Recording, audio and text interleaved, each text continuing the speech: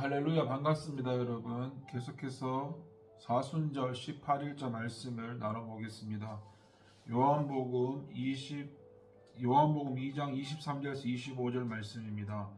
6월절에 예수께서 예루살렘에 계시니 많은 사람이 그의 행하시는 표적을 보고 그의 이름을 믿었으나 예수는 그의 몸을 그들에게 의탁하지 아니하셨으니 이는 친히 모든 사람을 아시며 또 사람에 대하여 누구의 증언도 받으실 필요가 없었으니 이는 그가 친히 사람 속에 있는 것을 아셨습니다. 여러분, 신앙을 고백한다고 모두가 진실한 성도가 아닙니다. 23절에 보니까 예수님께서 예루살렘에 머무르시는 동안에 많은 유대인들이 그분이 행하시는 표적을 보고 그의 이름을 믿었다고 하였습니다.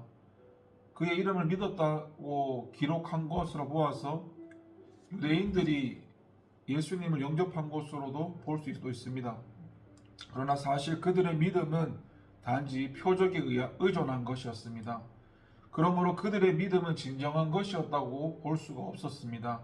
만약에 그들의 신앙이 진실한 것이었다면 주께서 제자가 되라고 부르실 때에 거절하고 자기 길을 가게 되는 일은 없었을 것입니다.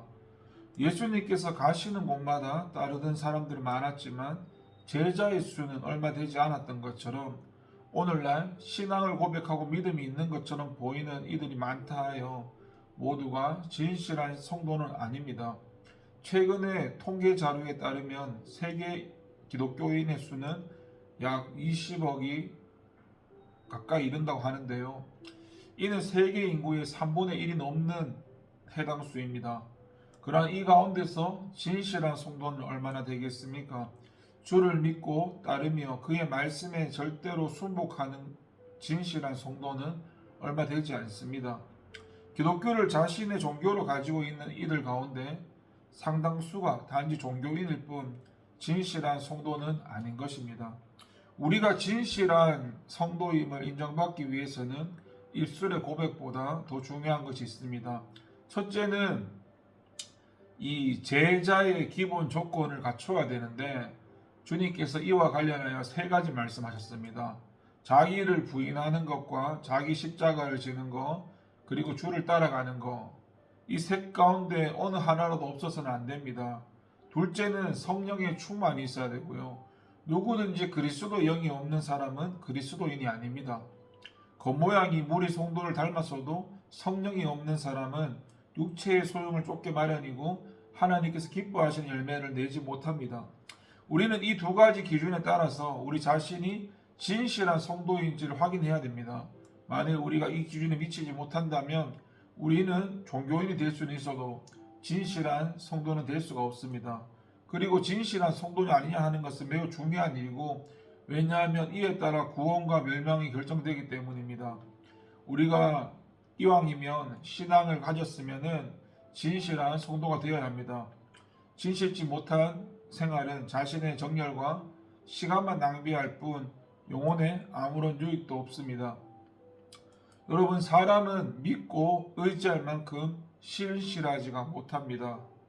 24절, 25절에 보면 예수님께서 자신의 몸을 사람들에게 의탁하지 않으신 사실과 그 이유에 대해 말씀하고 있습니다. 그 이유는 예수님께서 친히 모든 사람을 아시고 그 속에 있는 것을 아시기 때문이었습니다. 그렇다면 주님이 사람에 대해 아신 것이 무엇입니까? 그것은 한마디로 신실함이 없다는 것입니다. 성경은 만물보다 거짓되고 심히 부패한 것이 사람의 마음이라고 가르치고 있습니다. 인간의 마음은 아담의 타락 이후 심히 부패하였습니다.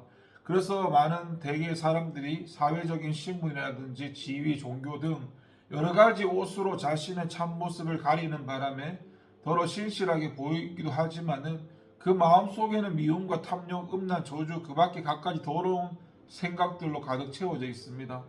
예수님께서 무엇이든지 밖에서 사람에게 들어가는 것이 사람을 더럽게 하지 못하고 사람 안에서 나오는 것이 곧 마음에서 나오는 것들이 사람을 더럽게 한다고 말씀하신 것도 이와 같은 맥락을 같이 합니다. 그러니 어찌 인간을 의지할 만하다고 하겠습니까? 예수님께서는 인간의 이러한 본질적인 면을 아셨기 때문에 외로움을 느끼시면서도 결단코 인간을 의지하지 않으신 것입니다. 그래서 여러분, 저와 여러분은 인간을 신뢰하지 마십시오. 사람의 마음을 믿지 마십시오. 사람들 사이의 약속이 그토록 쉽게 깨어진 이유가 어디에 있을까요? 마음이 신실하지 않기 때문입니다. 그런데 하나님은 미쁘신 분이시지 않습니까? 그런데 인간은 그렇지가 못합니다. 그래서 사랑하는 연인에게 배신을 당하기도 하고, 믿고 의지하던 친구에게 배신을 당하기도 하고, 동업자에게 배신당하기도 합니다.